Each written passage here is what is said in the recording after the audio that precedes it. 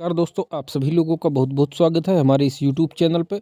तो जैसा कि आप सभी दोस्तों को पता है कि हम आज दोस्तों इस समय पर हम अपना बिहार का जो एस्टेट का पेपर सेकंड है उच्च माध्यमिक स्तर पीजीटी का, उसका दोस्तों हमने कहा था कि संपूर्ण पाठ्यक्रम हम अपने इसी यूट्यूब चैनल के माध्यम से आप सभी लोगों को करवाएंगे।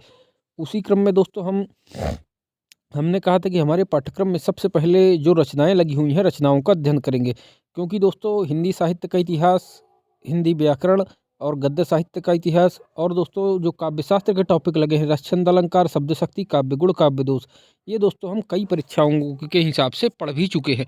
लेकिन रचनाएं हमारे लिए दोस्तों बिल्कुल लगी हुई हैं, नई है हमारे लिए। इसलिए हमने सोचा कि सबसे पहले रचनाओं का अध्ययन करेंगे, उसके बाद दोस्तों हम हिंदी साहित्य का इतिहास पढ़ेंगे, गद्य साहित्य का विकास पढ़ेंगे, काव्य शास्त्र के जो भी टॉपिक लगे हैं, रसछंद अलंकार, शब्द शक्ति, काव्य गुण, काव्य दोष और हिंदी व्याकरण, इसके बाद हम इनका अध्ययन करेंगे। उसी क्रम में दोस्तों रचनाओं के क्रम में हमने सबसे पहले हमारे पाठ्यक्रम में कहानियाँ लगी हुई हैं, 6 कहानियाँ हैं। तो सभी 6 कहानियाँ दोस्तों हम पूरे विस्तार के साथ में पढ़ चुके हैं और वीडियो भी दोस्तों हम डाल चुके हैं अपने इस यूट्यूब चैनल में। उसके बाद दोस्तों हमारे पाठ्यक्रम में 3 उपन्यास लगे हुए हैं।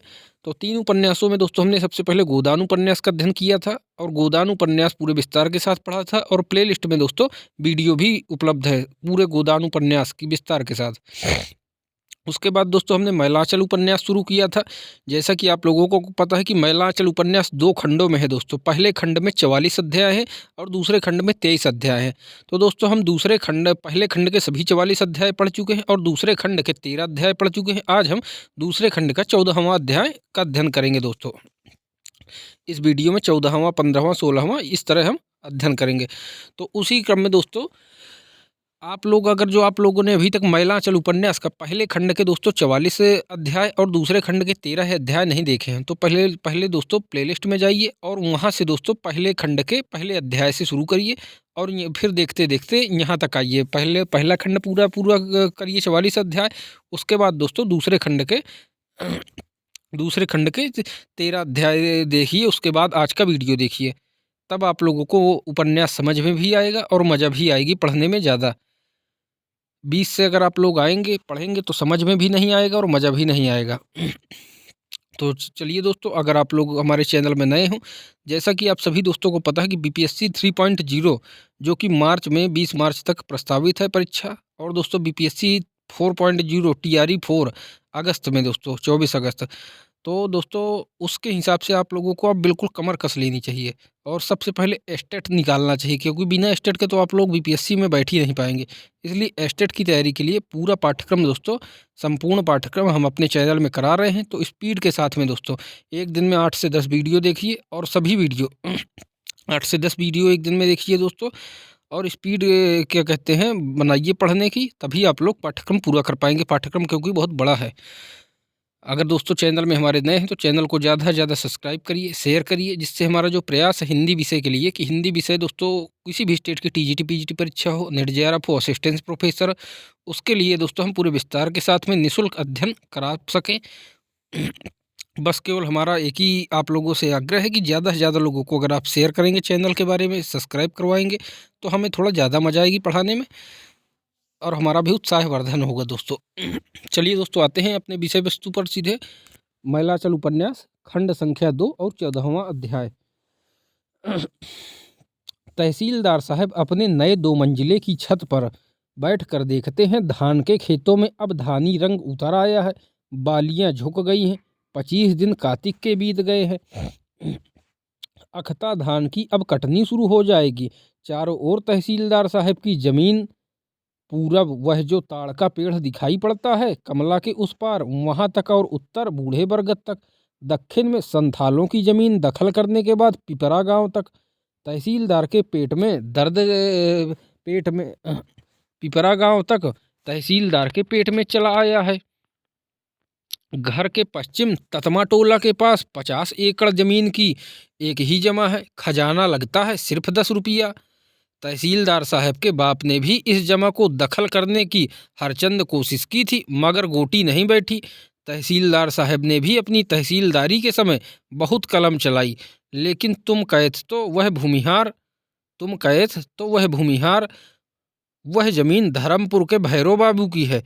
तहसीलदार साहब की आंख की किरकिरी वह जमीन इस 2 मंजिले की छत पर बैठने से जमीन की भूख और तेज हो जाती है।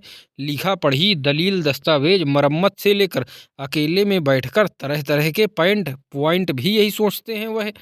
नीचे उतरते ही उनका चेहरा बदल जाता है।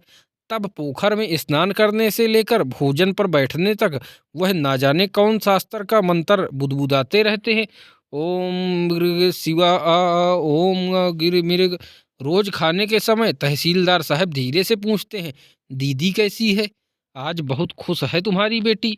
सच? कमली की माँ, रात तो मुझे नींद ही नहीं आई। तहसीलदार साहब जिस दिन खाने के समय खुश हुए उस दिन जो भी सामने जला पका मीठा नमकीन रहा सब खा जाते हैं। अभी कहती थी कि इंदिरा को उसका स्वामी मिल गया, बहुत खुश है। पगली, तहसीलदार साहब हंसते हैं। रात को अचानक कमली के कमरे से रोने की आवाज़ आई। कमली हिचकियां लेकर रो रही थी। माँ को तो जड़िया बुखार की तरह कपकपी लग गई। तहसीलदार साहब की आंखों से आंसू की झड़ी लग गई। माँ ने अपने को बहुत संभाल के पूछा, क्या है बेटी, क्या हुआ? बोल कमल। कमली, बेटी बोल बेटा, मैना मोरी। माँ, मैं अपने लिए नहीं रोती हूँ, यह देखो ना, इंदिरा के लिए। कमला कहते कहते फिर हिचकियां लेती है। कौन इंदिरा? कौन है वह? कौन इंदिरा? हाँ, तुम क्या जानो? माँ, इस किताब की इंदिरा के लिए रो रही हूँ। बेचारी पहले पहल ससुराल जा रही थी, डोली पर चढ़ के मन में कितने मंसूबे बांधकर दुल्हन इंदिरा ससुराल जा रही थी। एक पुराने तालाब के किनारे डोली रुकी। वह पोखर बिजू खंड जैसे एक जंगल के पास ही था। बहुत खुनिया जगह थी, इसीलिए साथ में सिपाही लोग थे। लेकिन इंदिरा को डकैत लोग डोली सहित उठा कर ले गए। दिन दहाड़े डकैती हो गई, लेकिन माँ, उसकी सबसे बड़ी चीज बच गई है, उसकी इज्जत। अभी वह उसी बीजू खंड जैसे घोर जंगल में है माँ। बेचारी इंदिरा। कमला बंकिम चंद्र की पुस्तक इंदिरा पढ़कर रो रही थी। तो क्या दोस्तों पढ़ रही थी कमला? बंकिम चंद्र की पुस्तक इंदिरा पढ़कर रो रही थी। आज वह खुश है, इंदिरा को उसका स्वामी मिल गया। तहसीलदार साहब कहते हैं, यह पागलपन नहीं कमला की माँ, बेटी मेरी बड़ी समझदार है, मोम का कलेजा है। बाबा विश्वनाथ, मंगल करना। कल डॉक्टर से भेंट किए या नहीं? माँ पूछती है। हाँ, रात में तो सुना ही नहीं सका। हाँ, रात में तो सुना ही नहीं सका, बड़ा झंझट का काम है। दरखास्त दिया तो पूछा कि डॉक्टर आपके कौन हैं? मैं क्या जवाब दूं? कहा कोई नहीं, बस नामंजूर कर दिया दरखास्त। किरानी बाबू बड़े भले आदमी थे। वे बोले कि डॉक्टर साहब नज़रबंद है, इसलिए वे सिर्फ माँ बाप, स्त्री और बहन से ही खत की किताबत कर सकते हैं या मिल सकते हैं। क्या कानून है? बहन को चिट्ठी दे सकते हैं, बहनोई को नहीं। स्त्री से भेंट कर सकते हैं, लेकिन साथ में ससुर रहे तो वह बेचारा अपने जमाई का मुंह भी नहीं देख सकता। तहसीलदार साहब मुंह धोकर बगल की कोठरी में जाते जाते कहते हैं, प्यारू वही पूर्णिया में ही रहता है, एक होटल में खाता पीता है। जेल के अंदर से ही डॉक्टर ने गणेश का इंतजाम कर दिया है। वर्मो समाज मंदिर में हर महीने दस्तखत करके चिक भेज देता है डॉक्टर। प्यारू और गणेश के नाम से अलग अलग चिक देता है। जो भी कहो, आदमी बहुत अच्छा है यह डॉक्टर। प्यारू कहता था, एक दिन वह दूध के ठेकेदार के साथ अंदर चला गया। अंदर जाकर फाटक के पास ही डॉक्टर साहब से भेंट हो गई। डॉक्टर साहब जेल ऑफिस में आ रहे थे। डॉक्टर साहब जेल ऑफिस में आ रहे थे। प्यारू को देखकर अचकचा गए डॉक्टर साहब। फिर कहा, क्यों आए? प्यारू ने कुछ जवाब नहीं दिया तो पूछा, मेरीगंज से कब आए हो? कमला कैसी है? आए पूछा, डॉक्टर ने पूछा था। प्यारू ने क्या जवाब दिया? कमली की माँ एक ही सांस में उतावली होकर पूछती है, ना जाने क्या बता दिया उसने। नहीं, प्यारू बेवकूफ़ नहीं है, जवाब दिया, अच्छी है। आपका फोटो ले गई है आपका फोटो ले गई है, रोज सुबह उठकर देखती है। अच्छा कहा उसने। कितना होशियार है प्यारू। हा हा हा। भगवान भी कैसे हैं, कोई नहीं है बेचारे को। तब डॉक्टर ने क्या कहा? कहता था, हंसते हंसते चले गए। तहसीलदार साहब ने मुंह में पान डाल लिया। अब बात फुरा गई। मारे खुशी के कमला की माँ भरपेट खा भी नहीं सकती। माँ बेटी साथ ही खाती हैं रोज। आज कमली बार बार टोकती है, माँ खाओ भी, पुरैनिया की कथा पीछे होगी, बलैया मेरा किसी का फोटो देखेगी। आज से माँ बैठकर उपन्यास करेगी, आज से माँ बैठकर उपन्यास सुनेगी। कमली फिर शुरू से इंदिरा पढ़कर सुना रही है। कमली कहती है, माँ शकुंतला सावित्री आदि की कथा पढ़ने में मन लगता है, लेकिन उपन्यास पढ़ते समय ऐसा लगता है कि यह देवी देवता ऋषि मुनि की कहानी नहीं, जैसे यह हम लोगों के गांव घर की बात हो। आज 2 दिनों से खाने पीने के बाद आज दोस्तों देखिए दोस्तों, आज 2 दिनों से खाने पीने के बाद कमली के गर्भ में पलता हुआ शिशु हाथ पांव फड़फड़ाता है। लाज से वह कुछ कहती नहीं माँ को, लेकिन जब से उसे आने वाले की आहट मिली है, कमली का मन किसी दूर में खोसा गया है। एक ही साथ बहुत से बच्चों के मुखड़े खिलखिला उठते हैं उसकी आंखों के आगे। बच्चे उसके साथ आंख मिचौनी खेल रहे हैं। कौन है वह? सभी प्यारे ताजे ताजे कमल की तरह खुले हैं। वह किसका हाथ पकड़े? वह एक चंचल बालक को उठाकर गोद में ले लेती है। कितने कोमल है उसके हाथ पैर, कैसी मीठी मुस्कुराहट, कितना चंचल। मेरा चुलबुला राजा रे। कमली की छाती से दूध झरने लगता है। कमली की माँ तहसीलदार साहब 2 मंजिले की कोठरी से पुकारते हैं, जरा इधर तो आना। कमली की माँ 2 मंजिले पर पैर रखते ही तहसीलदार साहब की बुद्धि, उनके विचार, उनकी बोली बानी सब बदल जाती है। जबड़े की हड्डियां खुद ब खुद चलती रहती हैं, मानो कोई चीज चबा रहे हों। कमली की माँ, मैं अब फांसी लगाकर मर जाऊंगा। मुझे नींद नहीं आती है। क्या होगा? कुछ सोचती हो कोई उपाय? दुश्मन को भी ये दिन कभी देखने ना पड़े। तुम तो अब दिन रात बेटी के पास रहती हो, मेरा जी अकेले में घबराता है। तुम्हारी नागिन बेटी ने ऐसा डसा है कि तहसीलदार साहब आवेश में आकर खड़े हो जाते हैं। छी कमली के बाबू, कैसी बातें करते हो? चुप रहो तुम दोनों ने मुझे। हट जाओ। कमली के बाबू बैठ जाओ, चिल्लाओ मत, लड़की सुन लेगी हूँ, बड़ी लाट साहब की बेटी आई है। कमली के बाबू चौप। बूढ़ी नौकरानी आकर कहती है, चाय पिए ले, बजबे थथिन दाए नीचा। चलो। कमली अब भी रोज दोनों वक्त अपने हाथों से चाय बनाकर भेजती है अपने बाप को। कमली कहती है, बाबा 100 प्यालियों के बीच सिर्फ रंग देखकर मेरी बनाई हुई चाय पहचान लेंगे। नीचे के कमरे में बैठकर चाय की प्याली में चुस्की लेते ही तहसीलदार साहब की तनी हुई रंगें ढीली पड़ जाती हैं, चेहरा स्वाभाविक हो जाता है। सेबिया को रजाई भरवा दो इस बार, नहीं तो बूढ़ी इस जाड़े में गठिया से नहीं उबर सकेगी, तहसीलदार साहब कहते हैं। तो ये दोस्तों, सेबिया कौन है? नौकरानी उनके घर की सेबिया। तुम्हारी बेटी तुम्हारे लिए ऊनी गंजी बिन रही है। किताब खोलकर सामने रख लेती है, दोनों हाथों में सलाई लेकर किताब में देख देख कर जब बिनने लगती है कमली, तो लगता है हाथ नहीं मशीन है। सच, आहा बेचारी, मेरे जैसे अभागे के घर में जन्म लेकर बचपन से दुख ही दुख भोगती आ रही है दीदी मेरी। कमली की माँ, तुमको याद है जब सिर्फ 1 साल की थी कमली, उसी समय मैंने कहा था कि मेरी बेटी संतोख की पुतली बनकर आई है। सेबिया हंसती हुई अधूरा स्वेटर ले जाती है।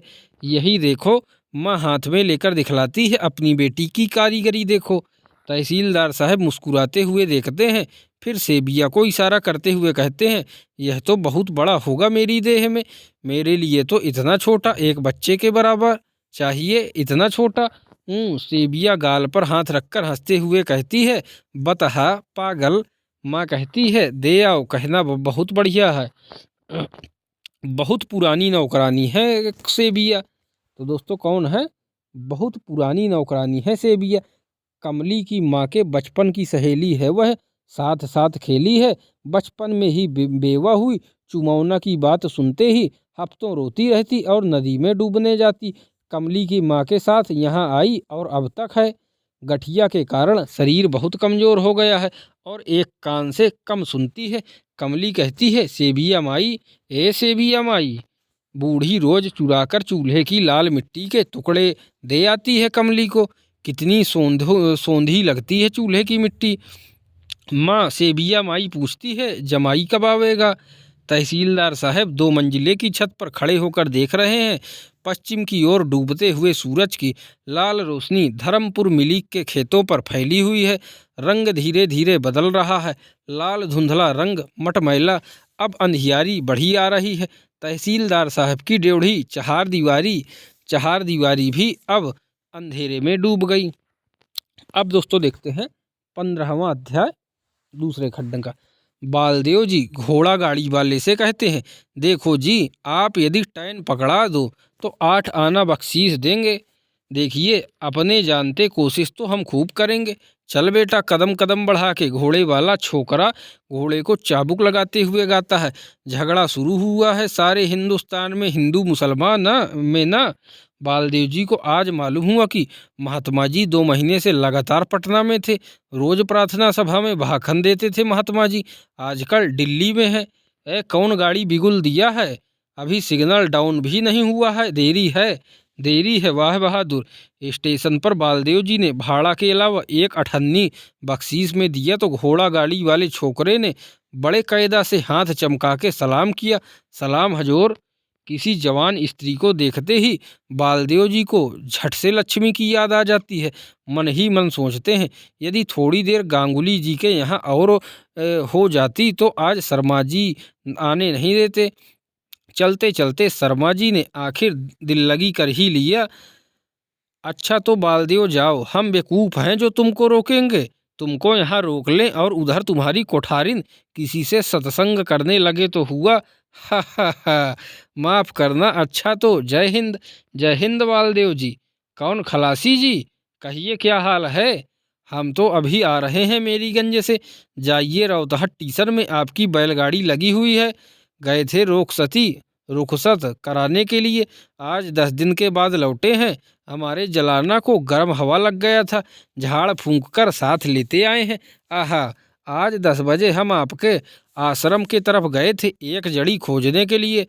आश्रम देखकर मन होता था कि यहाँ से कहीं नहीं जाए। आप तो थे नहीं, कोठारिन जी थी। साहेब बनगी किया, सुपारी कसैली खाया। एक नौतुरिया साधु जी इतना बढ़िया गा गा कर बीजक पढ़ रहे थे कि जी होता था बैठे रहें। अच्छा तो जय हिंद। नौतुरिया साधु काशी जी का विद्यार्थी जी है। नौतुरिया साधु काशी जी का विद्यार्थी जी है। महंत सेवादास के समय से ही मठ पर आता था। साल 2 साल के बाद महंत साहब जाने के समय धोती चादर किताब का दाम और राह खर्चा देते थे। मोती के जैसा अक्षर लिखता है। लक्ष्मी ने जो बीजक दिया था बालदेव जी को, इसी विद्यार्थी जी का लिखा हुआ था। इस बार आए हैं तो कहते हैं कि मठ पर जी नहीं लगता है, लेकिन लक्ष्मी तो अब मठ की कोठारिन नहीं, एक भले घर की स्त्री है। जब मैं घर में नहीं था तो वह क्यों गया? आखिर लोग क्या सोचते होंगे? नहीं, यह अच्छी बात नहीं। लक्ष्मी को समझा देना होगा। बालदेव जी की मौसी रोज सुबह ही उनके आश्रम के सामने आकर बैठ जाती है और गिन गिन कर गालियां सुना रह जाती है। अरे भकुआ रे, यही दिन के लिए पाल पोस के इतना बड़ा किया था रे। मुड़िक टौना रे। लक्ष्मणिया ने तो तुमको मोखा की माटी भूत प्रेत की हवा खिलाकर बस कर लिया है, भेंडा बनाकर रख लिया है। रे बेला जा, मोटकी घुमसी की सूरत पर कैसे भूल गया रे? अरे लक्ष्मी कभी सेर भर चावल, पाव भर दाल अथवा गेहूं आलू वगैरह देकर उसे विदा करती है। एक पहर सांझ हो गई है, सर्दी काफ़ी पड़ने लगी है अब। बालदेव जी चादर से कान को ढक लेते हैं, लेकिन कान तो गर्म है विद्यार्थी जी। अरे हाँ हाँ, ठहर साला, आदमी देखकर भी भड़कता है। गाड़ीवान ने बैलों को रोकते हुए पुकारा, गोसाई जी उठिए, आ गए घर। बालदेव जी जगे ही हुए हैं। उठते ही दूर पेड़ की छाया में किसी को जाते देखते हैं। ओ विद्यार्थी जी अभी जा रहे हैं, इसीलिए बैल भड़के थे। साहेब बंदगी। लक्ष्मी पैर छूकर साहेब बंदगी करती है।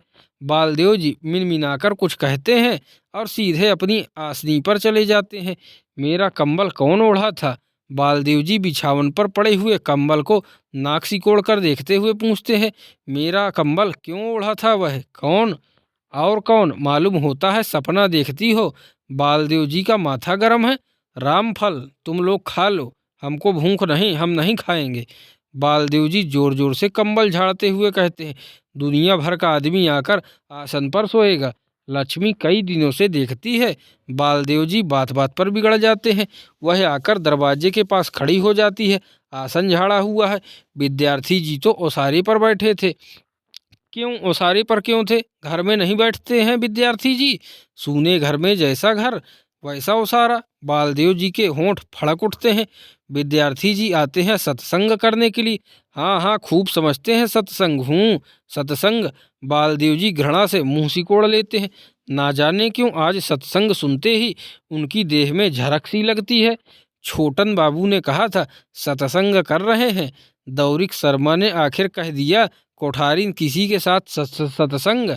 सत्संग ही करना है तो उनकी आसनी यहीं लगा दो। दिन रात खूब सत्संग करती रहना। बालदेव जी होंठ टेढ़ा करके एक अजीब मुद्रा बनाकर हाथ चमकाकर कहते हैं सत्संग। गुसाई साहब, लक्ष्मी के भी नथने फड़क उठते हैं। ऐसा क्यों बकते हैं? तुम हमको टिरिकबाजी दिखाते हो। हम सब समझते हैं। क्या समझते हैं? बाहें क्यों मरोड़ती है लक्ष्मी? मारपीट करेगी क्या? गुस्सा से थरथर कांपती है। बोलिए, क्या समझते हैं? रंडी समझ लिया है क्या? ठीक ही कहा है। जानवर की मुंडी को पोंछने से गले की फांसी छुड़ाता है, मगर आदमी की मुंडी? हम तुम्हारे पालतू कुत्ता नहीं। हम अभी चंदन पट्टी चले जाएंगे, अभी। बालदेव जी उठकर खड़े होते हैं। गुस्सा मत होइए गोसाई साहब, क्रोध पाप को मूल। जाते जाते देह में कलंक लगाकर मत जाइए। बालदेव जी कुछ सोचकर बैठ जाते हैं। लक्ष्मी की देह से गंध निकलती है। चुपचाप लक्ष्मी की ओर देखते हैं वह। लक्ष्मी चुपचाप किवाड़ के सहारे खड़ी आंसू पोंछते हुए सिसकती है। मेरी तकदीर ही खराब है। लक्ष्मी रो रही है। बालदेव जी का गुस्सा धीरे धीरे उतर जाता है। वह उठते हैं, लक्ष्मी के सर पर हाथ फेरते हुए कहते हैं रो मत, तुम पर भला संदेह करेंगे।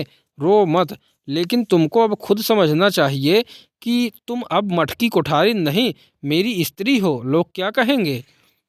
लक्ष्मी बालदेव जी के पांव पर गिर पड़ती है। क्षमा प्रभु, दासी का अपराध है। छी छी, लक्ष्मी उठो, चलो भूख लगी है। अब दोस्तों देखेंगे 16वां अध्याय दूसरे खंड का। डॉक्टर नजरबंद है। जेल अस्पताल के एक सेल में उसे रखा गया है। हर सप्ताह कोई न कोई ऑफिसर आकर उसे घंटों परेशान करता है, तरह तरह के प्रश्न पूछता है। चलित्र कर्मकार के दल से डॉक्टर का कोई संबंध प्रमाणित करने के लिए पुलिस जी तोड़ परिश्रम कर रही है। किसके दोस्तों दल से? चलित्र कर्मकार के दल से डॉक्टर का कोई संबंध प्रमाणित करने के लिए पुलिस जी तोड़ परिश्रम कर रही है। आप जानते हैं चलित्र कर्मकार किस पार्टी का मेंबर है? जी नहीं, मैंने चलित्र कर्मकार का नाम भी नहीं सुना। किसका दोस्तों? चलित्र कर्मकार। इससे दोस्तों संबंध जोड़ के उसको फंसा रहे हैं डॉक्टर को, डॉक्टर जबकि निर्दोष है। जी नहीं, मैंने चलित्र कर्मकार का नाम भी नहीं सुना। नहीं सुना? जिले भर के बच्चे तक जानते हैं। चलित्र को कौन नहीं जानता? बिहार सरकार की ओर से 15,000 इनाम का ऐलान किया गया है। हर स्टेशन के मुसाफिर खाने में उसकी बड़ी सी तस्वीर लटका दी गई है। पुलिस, सीआईडी और मिलिट्री का एक स्पेशल जत्था उसे गिरफ्तार करने के लिए साल भर से जिले के कोने कोने में घूम रहा है। नए एसपी साहब ने प्रतिज्ञा की है, या तो चलित्र को गिरफ्तार करेंगे अथवा नौकरी छोड़ देंगे। घर घर में चलित्र की कहानियां होती हैं। नेताजी के सिंगापुर में आने के समय गांव घर घाट बाट नाच तमाशा में लोग जैसी चर्चा करते थे, वैसी ही चर्चा चलित्र की भी होती है। कटहा के बड़े दरोगा से थाने पर जाकर भेंट करके बातचीत करके देखिए कौन दोस्तों? कटहा के बड़े दरोगा से थाने पर जाकर भेंट करके बातचीत करके पान खाकर और नमस्ते करके जब उठा तो हंसकर कहा हम तो चलित्र कर्मकार हम ही चलित्र कर्मकार है। दरोगा साहब को दांती लग गई। कलेक्टर साहब दार्जिलिंग रोड से कहीं जा रहे थे। डंगरा घाट की नाव बह गई थी। कलेक्टर साहब लौटे आ रहे थे कि एक आदमी ने आकर सलाम किया और कहा कि चलिए उस पार पहुंचा देते हैं। कलेक्टर साहब तो मोटर में बैठे ही रहे। उस आदमी ने मोटर सहित कलेक्टर साहब को नदी तैरकर पार कर दिया। सिर्फ मोटर का एक पहिया एक हाथ में पकड़े रहा।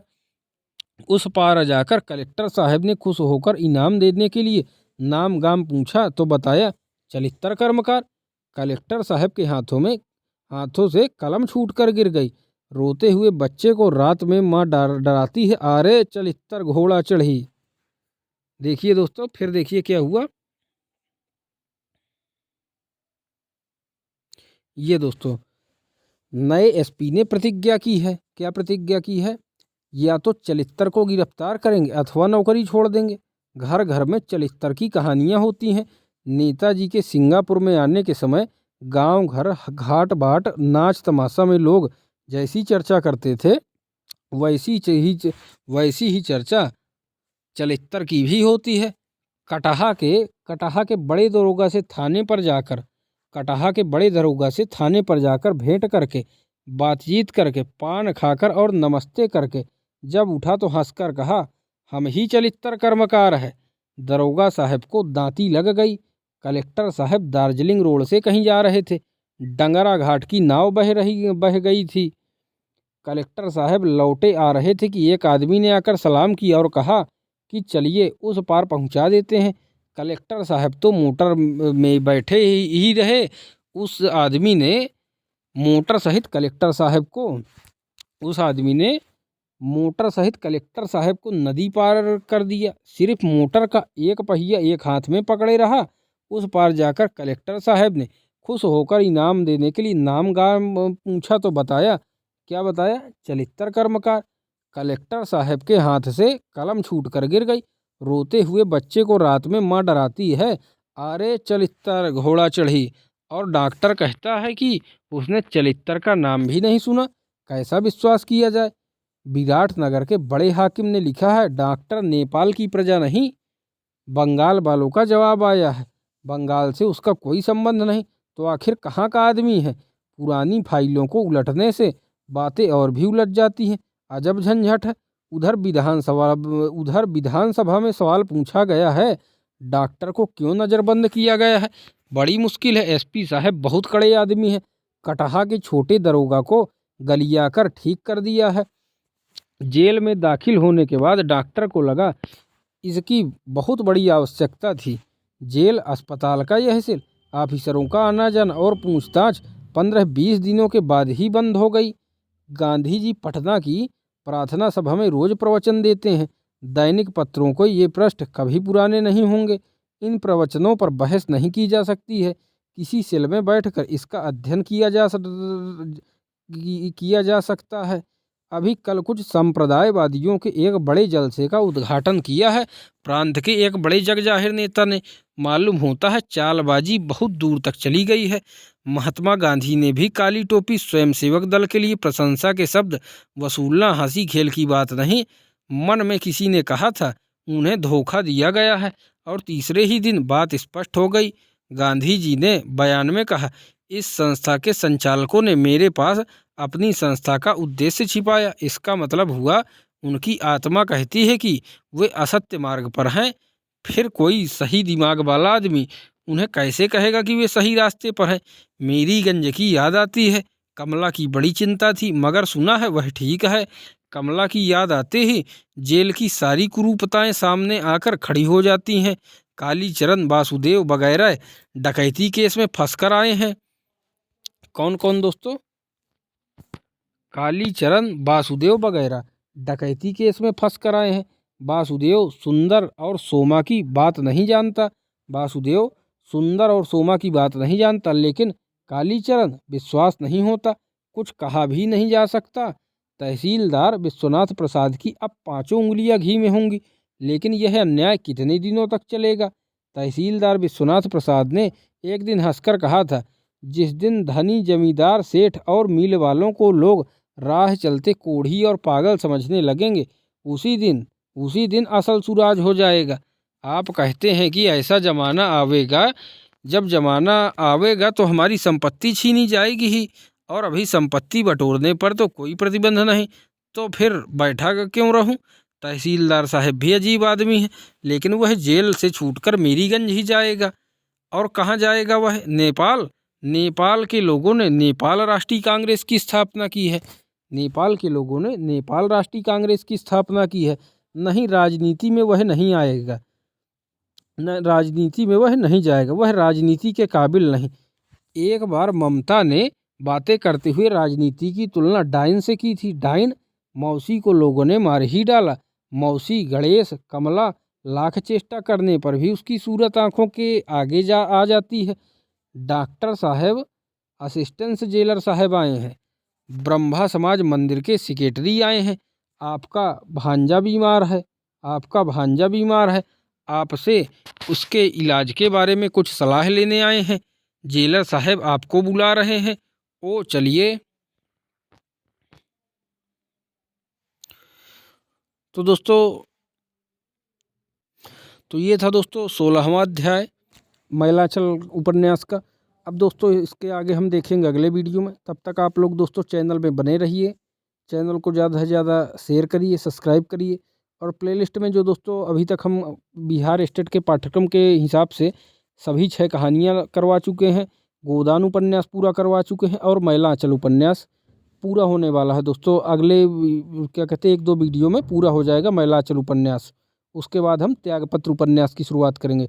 तब तक आप लोग प्लेलिस्ट में जाइए, सभी वीडियो देखिए और चैनल में बने रहिए। धन्यवाद दोस्तों।